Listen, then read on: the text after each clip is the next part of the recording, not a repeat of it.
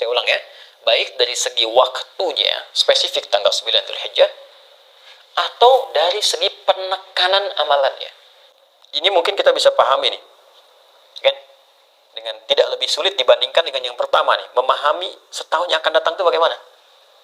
Dan ini nggak mungkin bisa dilakukan kalau nggak ada persiapan dari sebelumnya.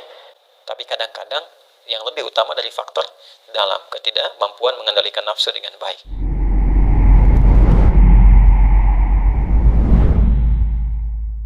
Bahwa siam, puasa itu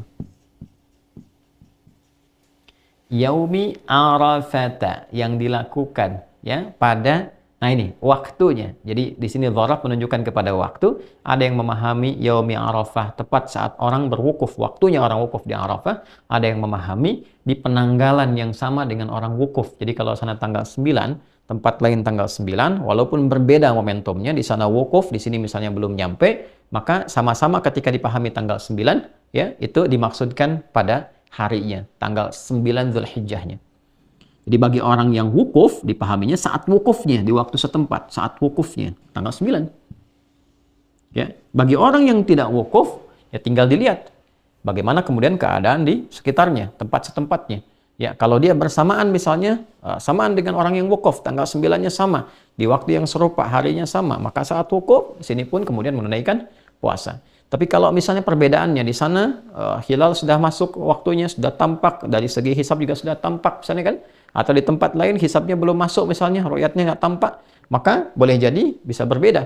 Di sana tanggal 9-nya hari A, di sini hari B misalnya, maka yang diambil waktunya. Ya, diambil apa? Waktunya. Singkatnya adalah, ini tanggal 9, ini pun tanggal 9.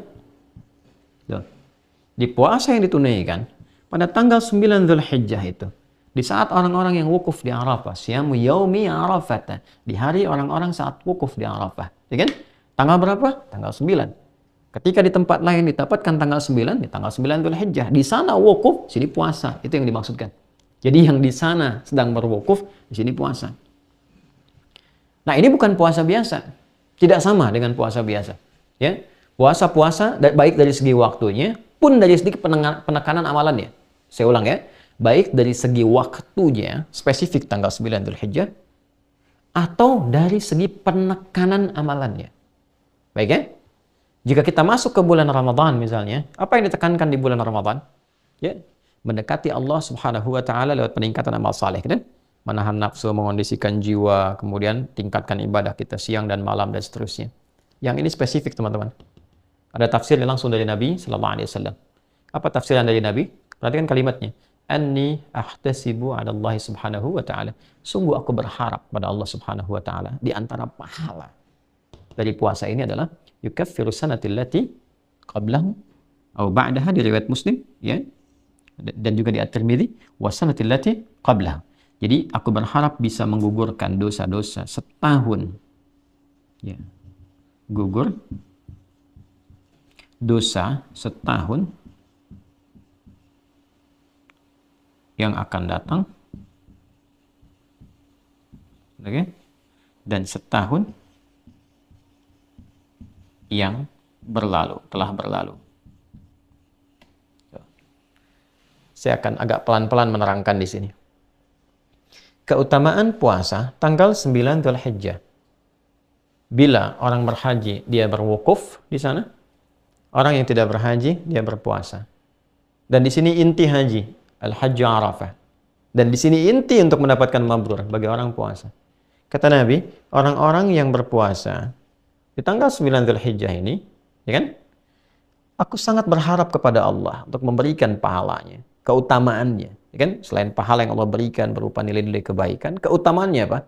Ya, yukaffiru sanatil lati ba'daha wa sanatil lati qablaha. Atau kama qala Rasulullah sallallahu alaihi wasallam, bisa menggugurkan, menghapuskan dosa-dosa setahun yang akan datang. Ini bagaimana memahaminya nih? Ya? Dan setahun yang berlalu. Ini mungkin kita bisa pahami nih, kan? Dengan tidak lebih sulit dibandingkan dengan yang pertama nih, memahami setahun yang akan datang itu bagaimana. Nah, jangan keliru memahami bahwa kalau sudah puasa tanggal 9 Dzulhijjah itu bebas dari dosa setahun. Ini bahaya, kan? Bahaya kalau pemahamannya begitu. Ntar orang korupsi dianggap biasa saja karena udah bebas dari dosa. Ya kan? Nyuri sendal bahkan di masjid dianggap biasa. Karena apa? Karena merasa sudah diampuni dosa. Bukan itu yang dimaksudkan. Yang dimaksudkan adalah, perhatikan baik-baik, orang yang puasa di tanggal 9, dia memusatkan amalan untuk introspeksi, muhasabah, seperti orang yang wukuf di Arafah. Ini kuncinya. Di saat orang wukuf di Arafah, dia mengenal dirinya, mengenal Allah Subhanahu wa taala, mengenal lingkungannya, memahami kenapa dia sebelumnya jauh dari Allah, mengoreksi diri, introspeksi dirinya, muhasabah. Makanya dia banyak bertobat, banyak istighfar kepada Allah Subhanahu wa taala, banyak berdoa, banyak memohon kebaikan. Nah, di saat yang sama ketika orang tidak berhaji, dia puasa. Di tanggal 9 ini, dia melakukan hal yang serupa dengan orang haji. Apa yang dia lakukan? Dia introspeksi diri. Dia bermuhasabah, dia merenung. Ya. Walaupun dia tidak wukuf seperti orang haji. Ya, tapi di tempatnya saat dia menunaikan puasa itu dia mengoreksi dirinya, mengevaluasi dirinya. Apa perjalanan setahun ke belakang minimal yang bisa direview? Hubungan dia dengan Allah misalnya yang kurang, dia bermunajat, kurang mendekat kepada Allah, kurang rakaat dalam salat, tuntutan dunia banyak, tapi bekal akhirat sedikit. Kewajiban menunaikan perintah Allah tidak terlaksana dengan baik. Dia evaluasi, apa yang membuat kita selama ini jauh dari Allah? Apa yang menghambat saya menunaikan salat dengan baik? Bangun malam untuk dekat dengan Al-Quran. Apa yang menghambat itu semua? Introspeksi diri. Introspeksi. Dan ini nggak mungkin bisa dilakukan kalau nggak ada persiapan dari sebelumnya. Makanya tanggal 1 Dzulhijjah, 2 Dzulhijjah itu penting dibangun persiapan supaya tanggal 9 optimal. Karena penekanannya di sini. Penekanannya di sini. Jadi nggak mungkin orang tanggal 9 itu bisa puasa dengan baik. Kalau cuma nahan lapar dan haus bisa ya. Nahan lapar dan haus dari mulai ya fajar sampai dengan maghrib, insya Allah bisa dilakukan. Tapi kalau menjalani puasanya seperti ini dan introspeksi diri, menata diri lebih baik, melihat tautan-tautan dengan sekitarannya, memperbaiki, mendekati Allah dengan ya semaksimal yang bisa dia lakukan, itu nggak mungkin bisa dilakukan tiba-tiba tanggal 9 begitu, nggak bisa. Kecuali ada persiapan sebelumnya. Dia tingkatkan bacaan Qur'annya, dia latihan puasa sebelumnya, sehingga puncaknya ketika tanggal 9 Dzulhijjah, puasa dia di momentum ini, dia merasakan kenikmatan yang tidak dirasakan sebelumnya. Di titik itulah kemudian muncul kesadaran untuk mendekati Allah Subhanahu wa taala. Maka apa yang terjadi? Ya, saat dia punya kesadaran, dia merasakan kedekatan lebih dengan Allah ketika dia berbuka, suasana lebih tenang, lebih nyaman. Dan saat merasakan kenikmatan, kenyamanan, kebaikan itu dia bertakbir persis sama seperti orang meninggalkan padang Arafah menuju Muzdalifah. Dia berzikir. Ya, berzikir. Fa idza afadtum min Arafatin fadhkurullaha 'indal masy'aril haram. Kalau kamu udah selesai di Arafah, kata Allah, ya, coba dicek di Quran surah Al-Baqarah, ya, dari ayat 198 sampai 199 itu. 198 ya, laisa 'alaikum junahun an tabtaghu fadlan min rabbikum fa idza afadtum min Arafatin fadhkurullaha 'indal masy'aril haram. Kalau kamu telah selesai di Arafah, segera bergegas ke Masy'aril Haram, ke Muzdalifah sambil berzikir. Dia bertakbir, dia bertasbih, dia bertahmid. Sama persis. Kenapa dia berzikir? Memuji Allah karena dia sudah merasakan kedekatan yang sebelumnya belum terbangun dengan Allah Subhanahu wa taala. Sama persis. Orang kalau sudah selesai, dia puasa, dia bermuhasabah, dia menangisi dirinya, bertobat, ingin jauh lebih baik dari sebelumnya. Tiba-tiba merasakan perubahan pada diri, dia bertakbir. Allahu Akbar, Allahu Akbar, Allahu Akbar. Malam 10 tuh. Ya. Dan puncaknya di hari ke-10, teman-teman. Apa yang terjadi? Hari ke-10. Yang di sana melontar jumrah saat fajar kan? Ya kan? Dia lontar, bukankah dengan kalimat Bismillah ya Allahu Akbar? Dan yang dilontar itu Aqabah kan? Tadi kita bahas menjelang Isya. Aqabah itu kan gambaran dari keadaan diri kita. Nafsu, bukan dari faktor orang dekat, wusta atau orang jauh, ula, tapi dari diri kita sendiri. Kadang-kadang keburukan itu muncul bukan karena faktor luar, tapi kadang-kadang yang lebih utama dari faktor dalam, ketidakmampuan mengendalikan nafsu dengan baik. Nah, nafsu ini yang dilontari, sifat-sifat buruk dalam nafsu. Oh, ini yang kurang bagusnya.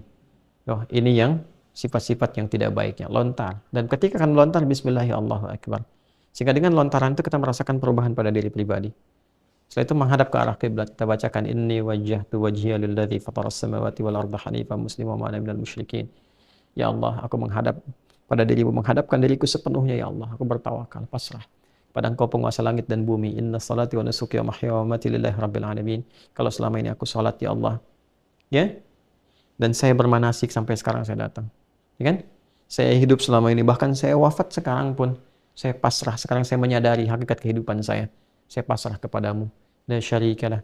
Wa bidzalika umirtu wa ana minal muslimin. Saya berjanji tidak akan pernah melanggar ketentuanmu, apalagi berbuat musyrik. Sejak saat ini saya akan berjanji mematuhi dirimu ya Allah, mematuhi segala perintahmu, taat kepadamu.